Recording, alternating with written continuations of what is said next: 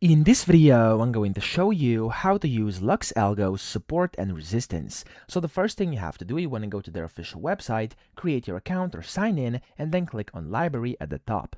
Now in here, you want to go into Search Indicators, and you want to type in support and resistance. So support, resistance, there we go. And it's going to show you a bunch of different indicators that offer support and resistance.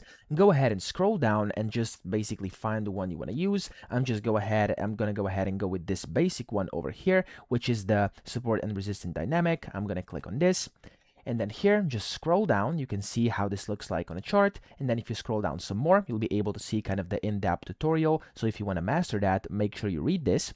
And then up here, you can see in which platforms it's available. Click Get Access next to the platform you want to get it on, and then follow the step-by-step guide to actually set it up. It's usually very simple, but if you just want to do it very quickly, you can use it on TradingView, which is the quickest setup. Click on Get Access again.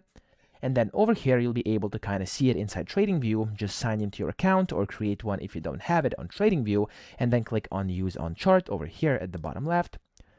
And it's going to allow you to basically see this indicator, so the support and resistance on your chart. And if I zoom out a bit here, and when this loads up, there we go. As you can see, this is now kind of the support and resistance levels here showing on my chart. I can go up here, top left, and select the settings. And then I can basically set different settings and different variables here inside my indicator, and that's pretty much how to use it. So I hope this video helped you out. If it did, please subscribe to the channel and help me out as well.